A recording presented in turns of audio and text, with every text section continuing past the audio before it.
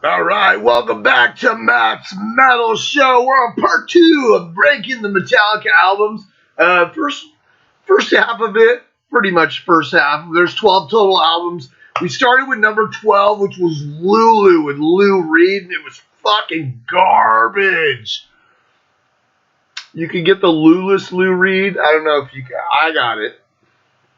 Where every speck of Lou Reed has been eradicated from that fucking album, and it's almost listenable. Number 11, Saint fucking Anger. My lifestyle determines my death style. Saint Anger around your throat. I never want to hear another fucking song from that album ever again. I think that's how that song went, right? Number 10 was Death Magnetic with All Nightmare Long. Yeah. Number 9 was Hardwired to Self-Destruct with Atlas Rise. And number 8 was the head-scratching Load. And so on to number 7. Here we go. Metallica. Number 7, we're going to go the follow-up to Load, which is Reload, 1997. And the reason I chose that, and it's funny, because that's my favorite thing. It's funny, but I went and looked, and normally I would have been like, oh, no, I like Reload more, but then I'm like, no, I don't. I actually like Reload more, because I like more songs off of it.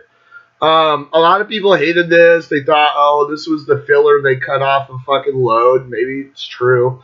But this was kind of that middle years of fucking Metallica where, in the middle 90s, you didn't have a lot. You had grunge and fucking, the fucking tormented landscape of fucking metal and music was all over the fucking place. So, I mean, you got what you got. So I had a lot of time with these two albums, because I was like, well, fuck, what else? I'm not going to go fucking buy a Pearl Jam album, even though I have them all. But at the time I wasn't into fucking Pearl Jam and shit like that. It was a weird time. 97, weird musical period. So, I remember though when I first got it, I remember listening to Memory Remains, and I was fucking mystified. They have like Marianne Faithfull on there, and she's like, la la la la la la la la la la, and I was like, what the fuck? You went out and hired the fucking Sea Hag to fucking sing on your album? Apparently they sought this chick out for some strange reason. Now, I don't know what the fucking theory behind it is. I don't know who the fuck said, I got this part in this fucking song. We should go find Marianne Faithfull, that chick that used to bang Mick Jagger like 100 fucking years ago, and we should have her sing on our fucking album. That'd be fucking great. Why didn't you get somebody cool like Joni Mitchell or fucking Joan Baez or somebody? Who the fuck? Why would you get Nancy Sinatra? Is she dead? Maybe. Marianne Faithfull? Get the chick that sang on Battle of Evermore, for Christ's sake. That chick was fucking awesome. I'm just saying. There's a lot of options out there. Get the chick that sang the Mother Mary part from fucking Queensryche, from fucking Operation Mindcrime. That's going to be the next one. I'm going to fucking tackle the fucking Queensryche discography. I remember la la la la la la la, but I like that fucking song. And the memory remains. Whoa. I can't remember the fucking song. Give me fuel, give me fire, give me that which I desire. It's like a fucking NASCAR song from fucking Metallica. That's cool. It's fucking like speedy, fucking cool fucking song. It's better than Mechanics. And then he goes into just straight filler for me. Like Devil's Dance, Unforgiven 2, Better Than You, Slither, Carpe Diem, Baby. Like, whose fucking idea was that? God. Bad Seed. Choking on the Bad Seed. I like Where the Wild Things Are. It's a cool fucking song. I like Prince Charming. I like fucking Low Man's Lyric is fucking twisted and weird and fucking cool as shit. Because, we got used to Load, so we said, okay, well, Metallica's not that band anymore. They're not this fucking thrash metal band anymore, so this is what we get from them, and are we going to like what they're putting out? And you don't have to. If you fucking listen to it and you hate it because in your metal heart, you're like, this isn't metal. Well, it wasn't fucking metal. It was parts of it were metal, but the other parts of it were, different influences. They listened to a lot of shit. As a songwriter, as a musician, you listen to a lot of shit. You don't just listen to the same shit over and over again. You can listen to Ace of Spades fucking 100 times by Motorhead. That's fucking great. But if that's all you listen to, what's your fucking music gonna sound like? Fucking Ace of Spades, Ace of Spades! It's an Iron Fist. That'd be cool. Fucking bomber. Move over for a damaged case. I'm gonna sing Lemmy today, right? Low Man's Lyrics. My eyes seek reality. My fingers seek my veins. It was fucking weird, but it was fucking cool. I dug it. Born into Attitude. Escape at the wheel. Throw all your bullets in the fire and run like hell. And then it has my favorite fucking song on this album, and I actually have a tattoo of it on my fucking leg. It's a voodoo doll, and it's called Fixer. It's such a fucking great song. It's like my favorite song on this fucking album, and it's actually, So back-to-back albums, they had these long-ass songs at the very last song, and they're both fucking beautiful. They're fucking brilliant. But Fixer, ooh. And tell me, can you heal what father's done? Fix this hole in a mother's son. Can you heal the broken world within? Can you strip away so we may start again? I'm fucking shiny. Woo! Fucking Fixer. This is a fucking great song. That's one of those songs where you kind of discover at the end of the album, like, and just go, whoa! Fuck yeah, Reload, man. Reload's number 7. Number 6 is Garage Inc. And I included it here for a couple of reasons. Because, one, it is a fucking studio album. They went into the fucking studio and recorded fucking cover songs, but it's still a fucking studio album. A lot of people are like, I'll put it on my fucking list because I want to. Because it's my fucking list, so deal with it. You don't like it? Put it in the comments, and I'll fucking laugh at you. Garage Inc.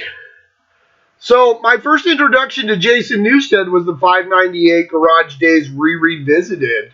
And, they did Helpless, and they did Small Hours, The Wait, Crash Course in Brain Surgery, which is fucking amazing. Last Caress in Green Hell. But I can remember, like, when I was a kid, I had, I was a kid when that came out, but I was a kid, like, really a kid, when I got the 12-inch fucking Creeping Death single, and it had Creeping Death, and then it had Blitzkrieg from the band Blitzkrieg. We survived the Blitzkrieg! One of the new wave of British metal bands. And then it had Am I Evil from fucking Diamond Head, which Metallica would do live, and everybody, they would open with fucking Am I Evil, and, people couldn't get it, I mean, back then, like, you couldn't get certain stuff, so, like, I obviously people, obviously fans have been chirping their ears for a while, so they're like, you know what? We'll put all that shit out, all the one-offs and shit like that, so people can have them. And then fuck it, we'll go into the studio because we're Metallica, and we'll fucking record some more personal favorites that they liked, that they jammed to, that they grew up with and stuff. So they did It's Electric from fucking Diamond Head, because half their set when they started out in the clubs was like Diamond Head fucking songs, you know? So, they did Sabracadabra from fucking Black Sabbath, and that was from Sabbath Bloody Sabbath. It's fucking got that great riff.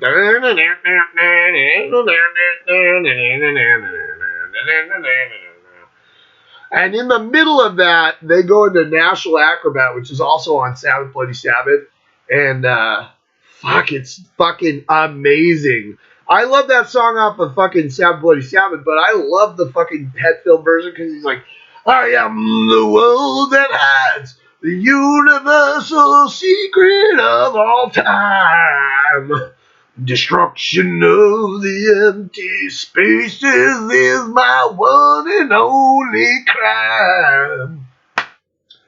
I've lived 1,000 times. I found out what it means to be believed. The thoughts and images, the young born child that never was conceived. Oh yeah, it's fucking genius, man. I fucking love that song.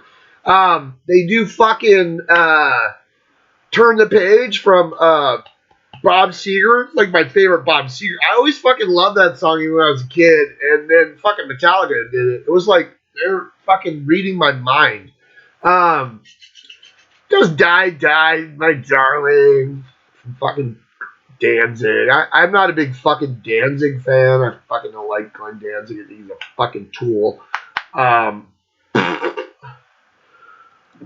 It's just because I met Glenn Danzig. It's a real quick story. I was at the Comic-Con one year with my friends, like back in like 2010 or something. And we're way back in the Comic-Con where all the little shit booths are, where they're selling, fucking old-ass bullshit 50-cent comics and stuff. And we look up, and my buddy's totally into comics, so he's going through the comic stacks. We look over, and fucking Glenn Danzig is like behind the counter of this little shit booth.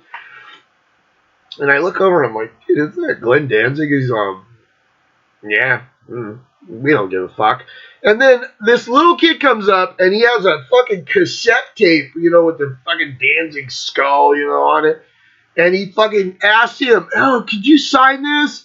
And Glenn Danzig was like, I don't know, kid. I was about ready to leave, and me and my buddy both looked at him, and we were like, are you fucking for real, dude? Like, fucking little kid, like, sign this fucking, what a dick, And he did. He fucking signed it. But after that, we're like, wow, what a fucking tool, Dude, nobody gives a fuck about you. Do you see, like, people lining up to fucking get your autograph? You're like, that little kid was excited to see you. Be excited about that. Yeah, so after that, your guy's a fucking douche. Fuck that guy. I was never a huge... I have their shit, but I don't mind some of their stuff, but yeah. Glenda, mother. So, fuck that guy. Anyways, yeah. Just had to talk shit about Glenn Danzig real quick.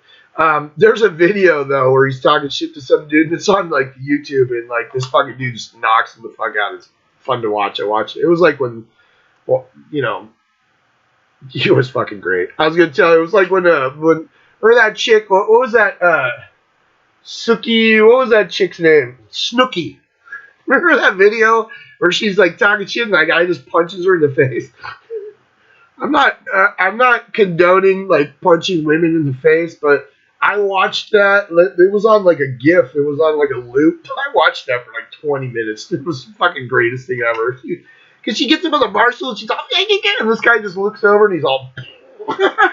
That was like watching the Glenn Danzig get his fucking ass beat by this guy. This guy just fucked him up. Because Glenn Danzig, he's all trying to be all yoked out, but he's not. He's just fat.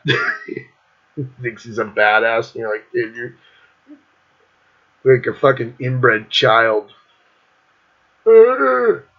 Were you that kid that was playing the banjo and fucking Deliverance? That's Glenn Danzig. No. Sorry. Anyways, back to what I was talking about. I digress. It has this fucking killer medley of fucking Merciful Fate songs.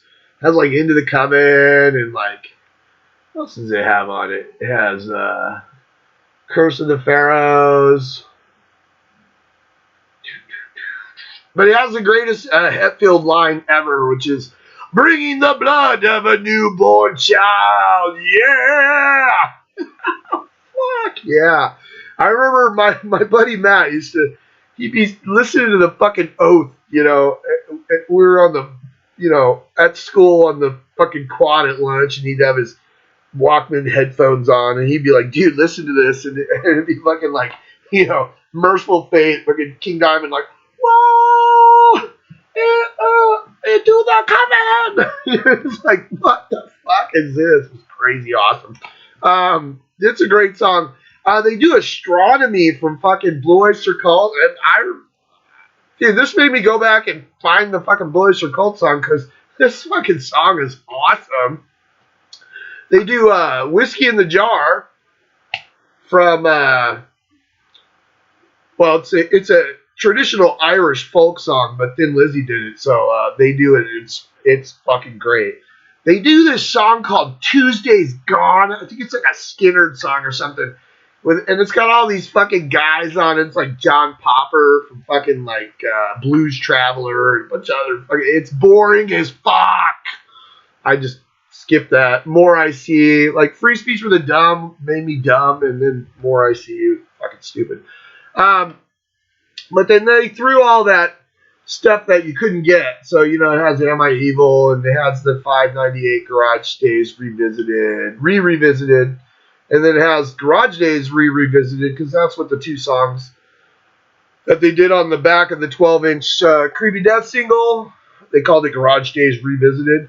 And that was Blitzkrieg and Am I Evil. And then they did Bread Fan. They did The Prince. They do Stone Cold Crazy from fucking Queen, which James fucks the lyrics. I think he sneaks fuck in there because he's like, gotta fucking get him in, gotta fucking get up and run. And you're like, I don't think Freddie Mercury said fuck like twice, but hey, okay.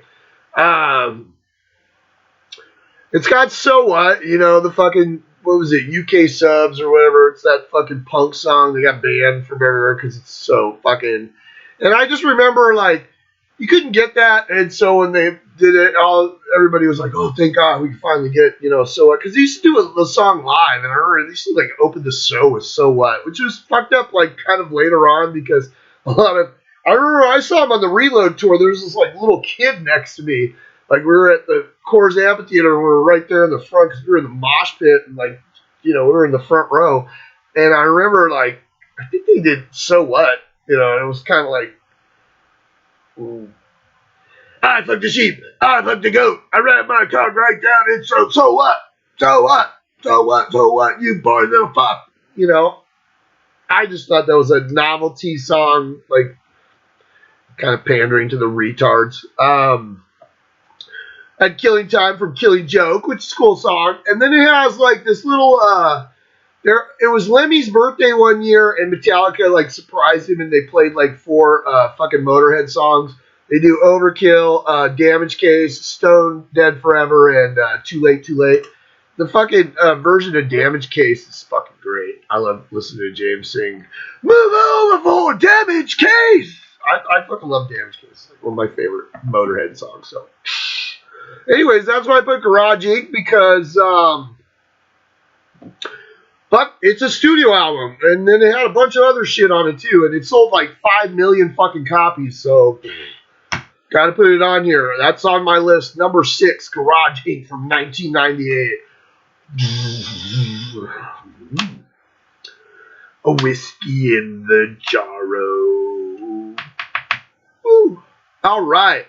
Number 5, we're going to go Metallica, 1991. A lot of people call this the Black Album. What can you say about the fucking Black Album? Jesus Christ. It sold 16 million copies in America. It sold like 25 million copies worldwide. Jesus Christ. This is the album where everybody's like, look at Metallica sold out now. I don't understand what the fuck that's all about, and it's kind of a fucking annoying because who doesn't like the fucking Black Album? I remember the first time I popped this on, I had the fucking CD. This was the first album I bought on CD. The rest of them I had on vinyl. I remember getting fucking Justice on vinyl, fucking double album. But I remember the first time I popped this on and fucking played it, and it was like fucking Enter Sandman. I mean, everybody's, I don't need to listen to Enter Sandman ever again. I hate it when people say that shit because they're like, I never need to listen to that song again. You're like, do you work somewhere where they put you in a little cubicle and play Enter Sandman every fucking 10 minutes, or Tom Sawyer, or fucking Stairway to Heaven, or I never understood that. Any song I can fucking listen to. I jump from Van Halen. I never need to hear that fucking Panama again. Well, put it on. It's fucking great. I don't know what universe you live in where you're constantly being bombarded by fucking Enter Sandman. I mean, maybe 20 fucking years ago, but this album has been out for 30 fucking years this year. 30 years in August. Holy shit. When this album first came out, my daughter was 1 year old. My daughter Alicia was a little baby. She was 1. And she loved this fucking album. She used to rock out to fucking Enter Sandman. And I can remember we were out doing something with the family. We came back to my in-laws' house, and they had that concert for Freddie Mercury in '91, and Metallica played. And I remember, like, my sister-in-law had recorded it, and so she put it on, and Metallica comes out, and they open with, like, Enter Sandman. And my daughter comes tear-assing out of the fucking bedroom, runs into the middle of the living room, and, you know, that big console TV, and she just starts fucking headbanging to fucking Enter Sandman. It was fucking great. This album was a fucking phenomenon. But people say, oh, I don't need to listen to that song or that song. And it's like, fuck you. Just fucking listen to it. It's fucking great. I don't have any problems with the Black Album. I'm not a fucking closed-minded fucking fool that's just like, oh, no, I only like fucking... I'm only going to listen to, you know, thrash from, like, 83 to fucking 90, and that's it. I don't like anything else. Cool. You live in your grandma's basement. That's cool, man. Go for it. Whew. There's nothing wrong. It's a fucking accessible album, obviously, because it sold 25 million fucking copies. You think fucking, like, there's a reason that it fucking sold that. It's not because it was a sellout album. This is a fucking heavy album, dude. There's fucking Enter Sandman, Sad But True. Sad But True. I can't remember the fucking lyrics right now. It's Sad But True. Holier than thou. You are. You. Fuck. Holier than thou? Jesus Christ. Unforgiven. Yeah.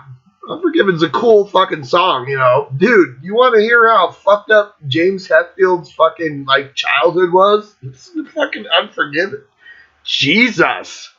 You know, people forget that these guys, some of them, you know, Lars had parents, so he wasn't all fucked up. But James's mom fucking died when he was 16. He was living with his fucking half-brother in some fucking place, you know, going to high school. You know, his fucking parents got divorced and his mom was dead, and he lived with his fucking brother, like half-brother. Jesus. Yeah. Got a fucking couple of axes to grind, yeah. Unforgiven? Whoa.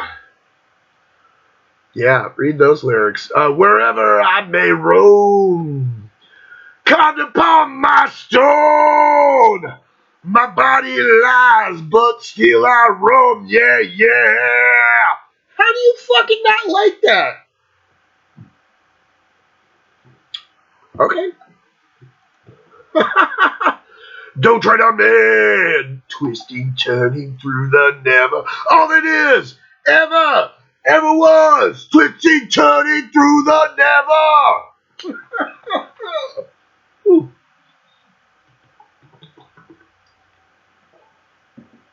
This is such a soft gospel album. Now we do get to Nothing Else Matters, and I don't particularly give a fuck about that song. And I will tell you, like, when this came out, I remember, I was like 21 years old when this album came out. I had a fucking kid, it was like, I was kind of like trying to become a grown up. I wasn't like living in my mom's fucking garage, fucking jamming out to fucking Killing Is My Business and Business Is Good. I had responsibilities, lives change. So, I fucking dug this album, but I do remember going, I thought this was a misstep. I was like, why is Metallica putting a fucking love song on a fucking album? That's fucking weird. But hey, they did it, and nothing else matters. Oh, yeah. Of Wolf and Man. And then, dude, I love God That Failed. That's totally about James's fucking mom. They were like Scientologists or whatever the fuck. They didn't believe in medicine. So she just fucking died out of cancer. Just let her die. But healing hand held back by the deep end now. Follow the God That Failed. Fuck yeah. My Friend of Misery, Struggle Within. This is fucking great fucking album. So when people say that Metallica sold out, oh fuck, dude, what are you supposed to do? Like not let your album sell? Well, what are you gonna do? This is a fucking great album. I don't mind popping this on and listening to it. It's fucking genius. It sold that many copies for a fucking reason. Why? You think fucking Michael Jackson sold out when he did Thriller? It's fucking genius. For a fucking reason it has sold that many copies. So fucking deal with it. They're not a thrash metal band by this point, and they haven't been for a while, so people shouldn't have been confused. But I guess after Justice, I guess there was some confusion. But yeah, this is big on MTV and shit. And yeah, that was what was selling. And hey, fuck, man. You could live in a cardboard box and listen to fucking whatever, fucking metal thrashing mad from fucking, Anthrax. And, you could eat a fucking ketchup packet that you found behind the 7-Eleven. Or you could be Metallica and you could fucking, James is sitting in his palatial mega mansion with fucking eating filet mignon. I mean, you could pick what you want to do. But it's sold out. Oh, making a ton of money is kind of the whole point of being in the music business. So, people say, like, well, Slayer never sold out. Well, dude, they made a fuck ton of money off those fucking t-shirts you're wearing. So, what's selling out? You think they gave it away to fucking charity or fucking slammed it up their arm? Fucking heroin? No, they didn't. They're fucking rich too. So, fuck you. Yeah, anyways, not going to defend anybody, but this is a fucking great album. I'll defend this album because it's fucking great. So, the Black Album, fucking Metallica, 1991. Number 4, we're going to go 1983. 1983, Kill 'Em All. Fuck, I love this album. And to me, this is a juvenile album. It is. Don't get me wrong. I was like 13 when this fucking album came out. When you listen to the lyrics on here, they're kind of cheesy. They're kind of funny. But at the same time, I've fucking listened to this album like a million fucking times. It's fucking great. This album was fucking mind-blowing. When I first heard this album, I had never heard anything that sounded like this fucking band. Except for, like, it's funny because Anvil was fucking, what year was what? Like, Metal on Metal was like, what, 81? Totally underrated band, even though, like, they kind of stayed where, they never progressed in any way, but, like, Metal on Metal. Listen to fucking Anvil, Lips, fucking Anvil, singing Metal on Metal! But this album was fucking mind-blowing. Fucking hit the lights! Hit the lights! Hit the lights! No Light Till Leather. That's where the No Light Till Leather fucking demo name came from, because it's the first lyrics of the fucking Hit the Lights, you know? Horsemen are drawing nearer, under the steeds they ride, they come to take your life. I prefer this instead of, I'm having sex on the floor of a gas station. Yeah! It's stupid. You know? Ah. Motor breath. That's how I live my life. I can't take it any other way. Motor breath. The sign of living fast. It's going to take your breath away. Jump in the fire. Yeah, we all know about Jump. Jump in the Fire is one of the first songs I learned on fucking guitar. It was. Remember, I had the fucking picture disc. I fucking love this song. Ooh, fucking jump in the fire.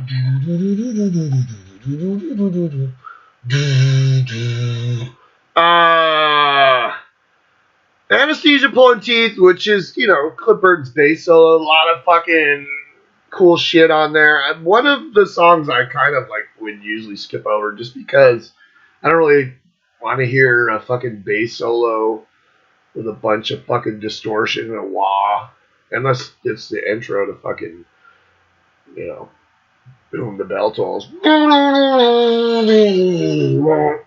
Oh, sorry. Whiplash. I remember the first time I heard Whiplash, I was just like, what the fuck is this? It's like, make it out against shapes like you never did before. Make it ring, make it bleed, make it very sure. In a frenzy madness with your level sided spikes. Heads are bobbing all around the time healthy night. Whiplash! Holy shit. Phantom Lord. Fuck, I just listened to that a couple minutes ago.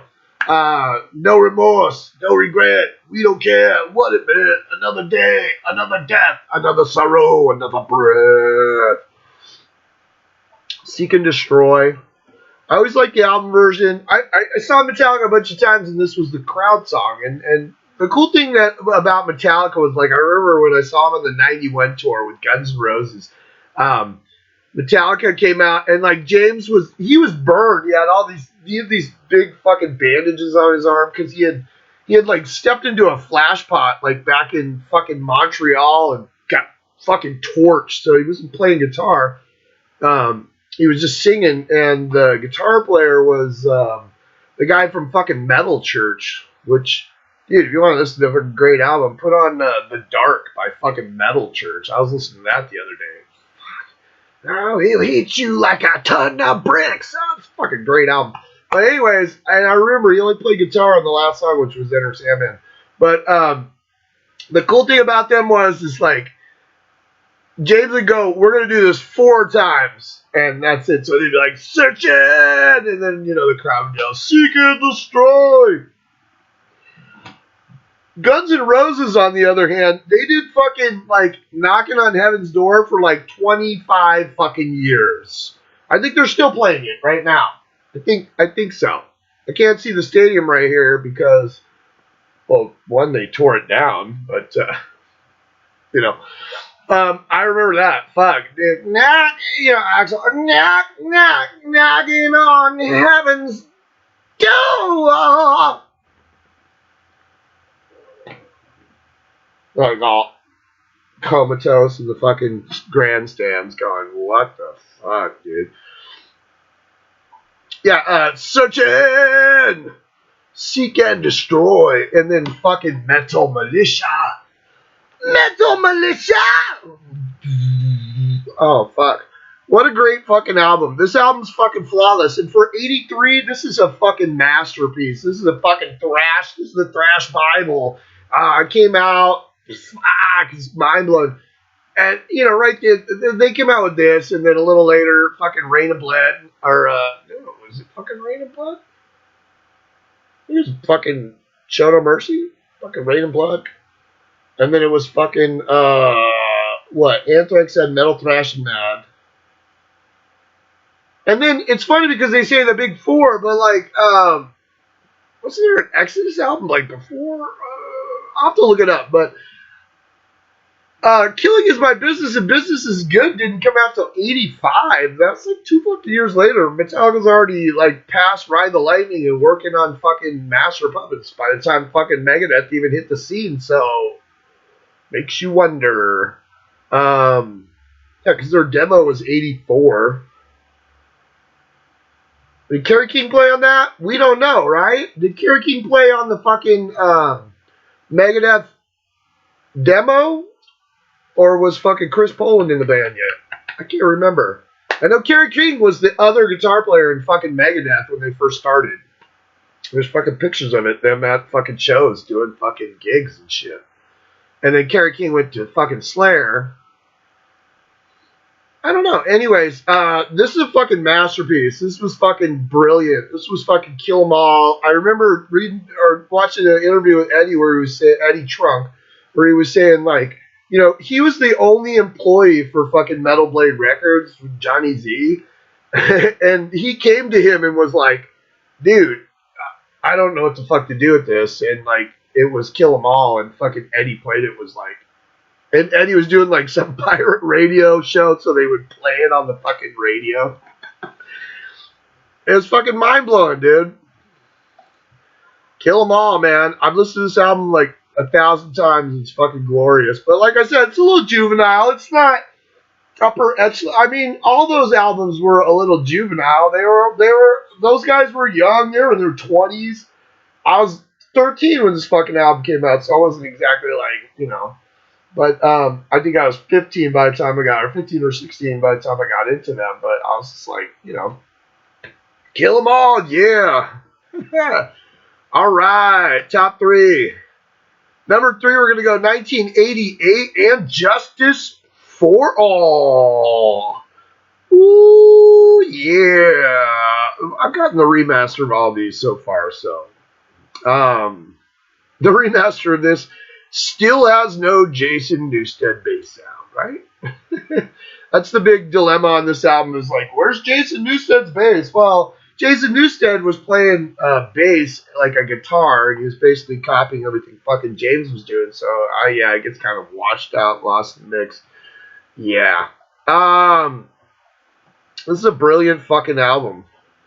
I remember buying this fucking, it was a double album, and I remember the fucking drum sound on this album is so fucking monstrous and awesome that, like, I remember I bought the album and then I would take it home and then, like, transfer it to cassette tape so I could listen to it in my girlfriend's car at the time.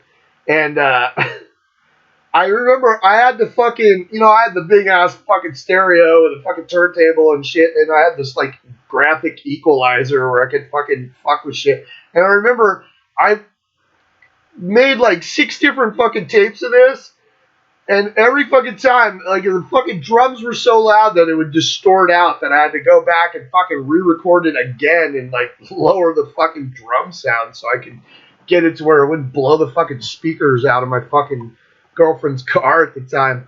But, yeah, fuck. Kill 'Em All. And then we got And Justice for All. It's got Blackened to the End, When the Rip Was Said, Throwing Odyssey into Obscurity, Death of Mother Earth, Never a Rebirth, Revolution's End, Never Will It End, Never! Oh. Began Whippy Dance of the Dead, Colorado Blackened. What else we got on here? Justice for All, the fucking title track. Fucking great song. Justice is lost. Justice is raped. Justice is done. Pulling your string. Justice is done. Do you know who winning is all? Find it so grim, so true, so real. Eye of the Beholder. It's got fucking One on it, which I love. Everybody loves fucking One. That was the first MTV music video. I remember that was a big fucking deal when this album came out. It was like, Metallica's doing a fucking music video? Well, I guess it was the right time, because after that, they were off to the fucking races after that. It was like, One is such a great song. You know, you can always fucking listen to One. Plus, it has that middle part where it's just like, Let my has taken my sight, taken my sound, taken my hearing, taken my arms, taken my legs, taken my soul. Let me with life in hell. Ooh, fucking speed metal masters. Shortest straw has been pulled for you. Harvester of Sorrow.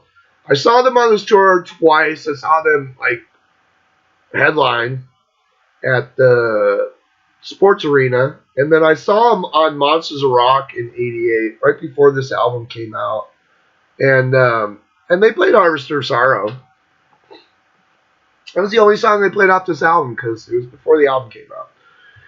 Monsters of Rock, 1988, with Van Halen and Scorpions and Dokken and fucking Kingdom Come, and of course Metallica at the Los Angeles Coliseum.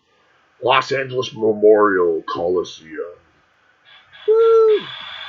Harvester of Sorrow! Language of the dead! Harvester of Sorrow! Freightings of sanity, hear them calling. Hear them calling me. This is the first album without Cliff. I got Jason Newsted in the band from Flotsam and Jetsam. They tortured the living fuck out of that kid. And so they did a song on here. It's called "To Live Is to Die," and it's like an instrumental, but it has like a little bit of lyrics, and it was like attributed to Cliff Burton. Oh, and I remember getting this album and listening to that song, and they're like, "Oh yeah, it's written by Cliff Burton, where he's all." This is a fucking book called Lord Fowl's Bane from Stephen R. Donaldson. Came out in 1977. Let me read a little quote here. These are the pale deaths which men miscalled their lives. Sounds familiar. Yeah. Not sure how much of that was Cliff Burton. Can the Kingdom of Salvation come and take me home, or something like that? That's on his gravestone. But the pale deaths that men miscall their lives, that was from that book. So probably read it when he was it was 77. So fuck, I was 7 when that came out. I think Cliff Burton was probably 12. So yeah, just wanted to throw that out there. So that was a weird song, not my favorite. Dyer's Eve though. Jesus, Dyer's Eve. Hey, dear mother, I've outgrown that fucking lullaby. Mystery mistreated. Fucking great song. Fucking Justice for All. Now I can remember there's like some of my friends are a little younger than me, so this was their like go-to album. This is a fucking great album. It's fucking flawless, Limits to Die is cool, but it wasn't my favorite. I liked Orion from the previous album, but overall, fuck, dude, I listened to this album like all these top 4 or 5 albums. Yeah, probably top 5. I've listened to actually I've listened to all these albums like a million times except for Lulu and Saint Anger. Not really, but I listened to this album a fuck ton. It's fucking great, dude. Jesus. Fucking And Justice for All, number 3. Number 2 is going to be 1984, Ride the Lightning. Ride the Lightning. Just listened to that this morning, too. Fight fire with fire. Ending is near. We all shall die. Oh.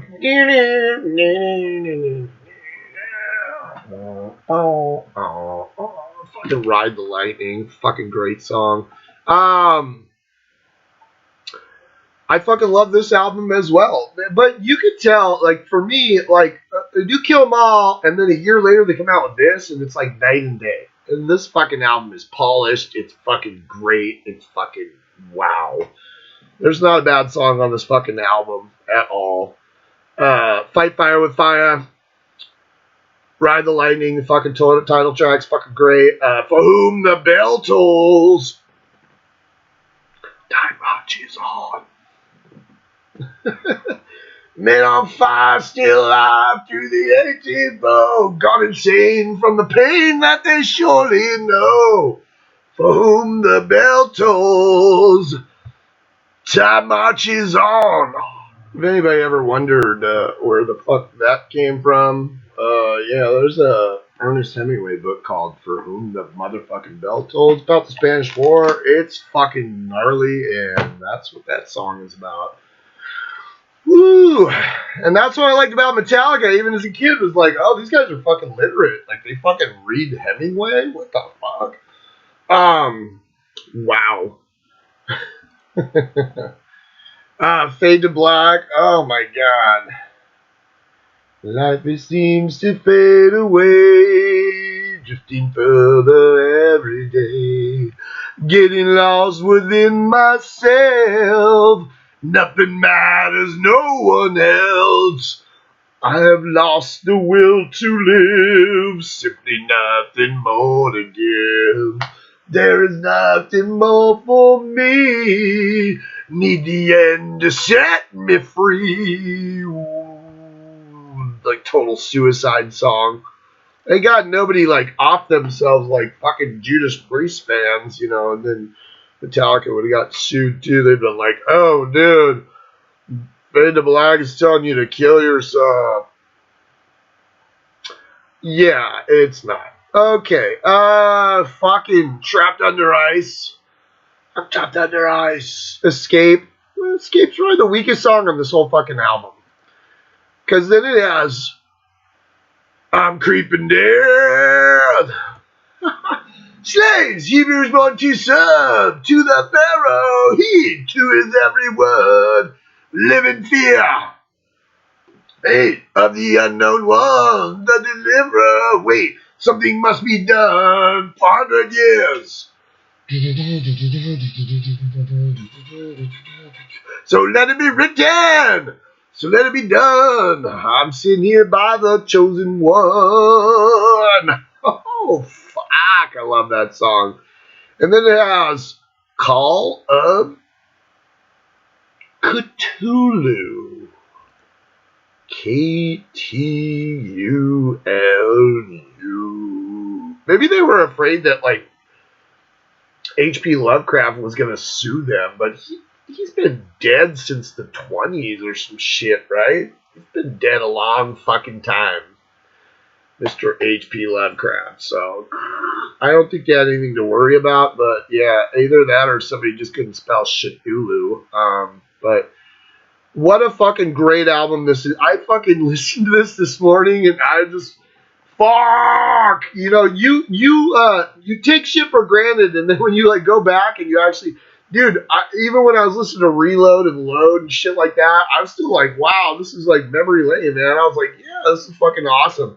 Metallica, I got like a little pumped up for fucking Metallica today, so it was fucking cool. But when I got into like Kill 'Em All and then Ride the Lightning, I was listening to fucking Master Puppets and shit, which obviously number one is gonna be 1986 fucking Master of Puppets. Just fucking, ow! Get excited, man. Master of Puppets is the album where I finally saw them live. Now, the thing is like, the problem with Metallica was before, like, we couldn't see them, like, here in San Diego, like they came here on the Ride the Lightning tour, but they played like the Backdoor Club at fucking SDSU. It was like a fucking bar, you know. You had to be like 21 to fucking go there. I remember standing around. I think we were fucking there, and we were like standing around, like listening, like me and my buddy George. Like, but you couldn't get in. We were fucking 14, you know, or 15 at the time, you know. But they were playing the Backdoor Club with like Wasp. I think it was like Armored Saint and Wasp or something. But yeah, dude, they played like 21 Up clubs. You couldn't get in, man. So we were too young for that shit. So the first time I got to see them actually was on fucking Master Puppets when they opened for Ozzy. And this was the album that just fucking blew my fucking mind. It's my favorite Metallica album, and it's been my favorite Metallica album since I got it. The first day I got it, I remember I bought the album and just I bought it the day after the show too. I remember like the songs like in the concert, like I remember they did Master of Puppets and I was just like it was stuck in my head. And so when I got the fucking album, I was like, oh my god, Jesus. Fucking just love this fucking album to death. Last album with Cliff Burton, unfortunately, like not too many months. I saw them in June, and Cliff died on the 26th of September that year in a bus accident in like Sweden or some shit, right? It opens with fucking Battery. Slashing through the boundaries, lunacy has found me. Can I get the Battery? Aggression turns into obsession. Can I get the Battery? Battery is found in me. Originally, this album was supposed to be produced by Geddy Lee from Rush. But Geddy didn't have time to do it, so.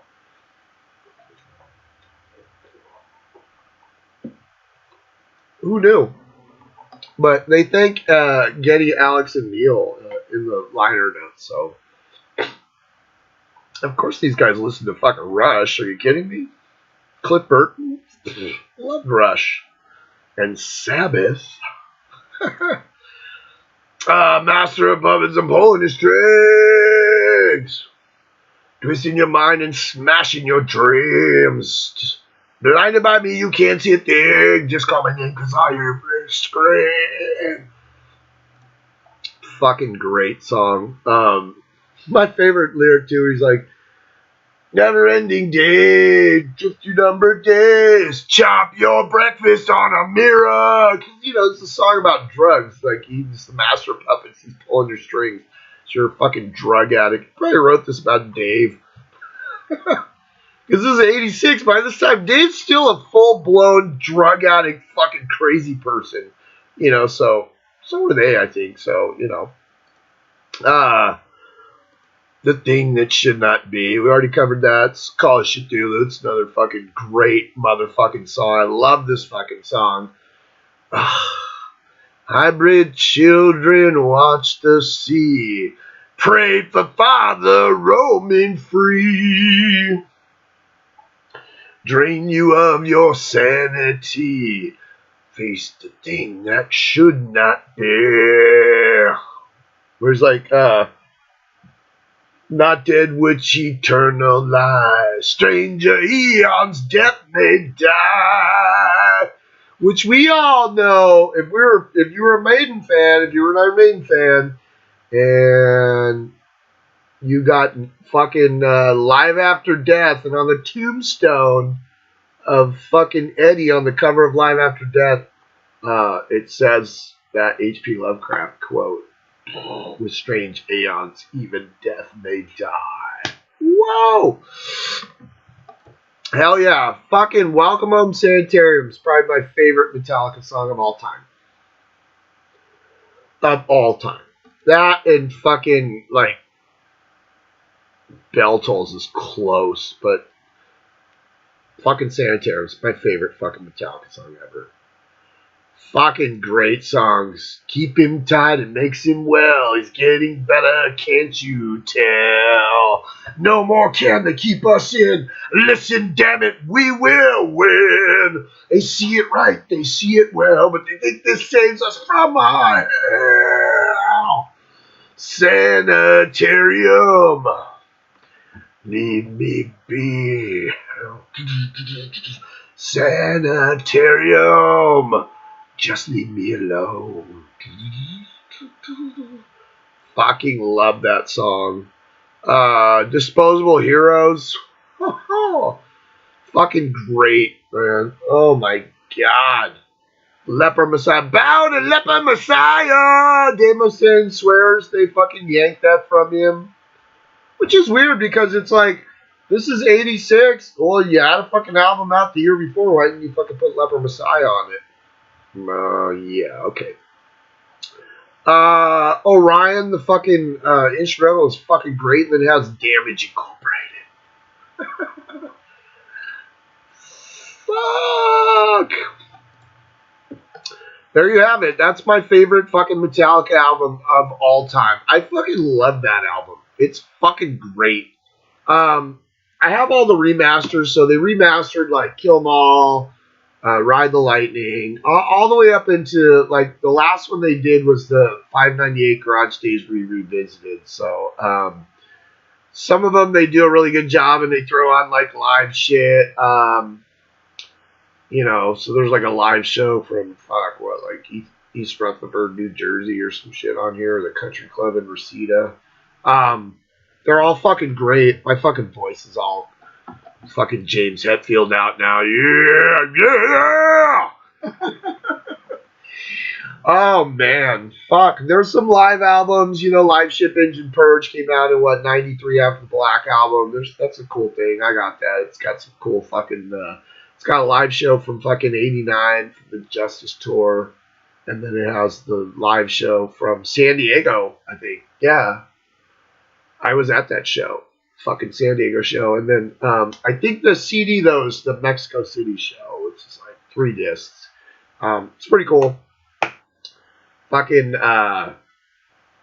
S&M was a huge hit for them. They sold 6 million copies of that, and I got S&M too, which wasn't that phenomenal. It's kind of like a lot of the same shit, but it was like the 20th anniversary of that. But there's my fucking Metallica for you. One of the bands I grew up with, and one of the bands I'll always fucking love. I can always find at least 1 or 2 or 3 or 4 songs that I can fucking dig. Fucking Metallica, man. Everybody, yeah. Fuck yeah. Let's go down the list real quick again, just for fun. Number 12 is Lulu. It's a fucking pile of garbage. Never listened to it again. Number 11 is Saint fucking Anger, which is garbage too. So those are 2 fucking garbage fucking albums on this fucking list. Number 10 is Death Magnetic. Fucking Rick Rubin, asshole. Number 9 is fucking Hardwired to Self-Destruct. Number 8 is Load. Number 7 is Reload. Number 6 is Garage Inc. Number 5, Metallica from 1991. Number 4 is Kill 'Em All. Number 3 is And Justice for All. Number 2 is Ride the Lightning. And the number 1 album on my fucking list for Metallica is fucking Master of Puppets, I'm Pulling Your Strings. Everybody stay metal. Yeah.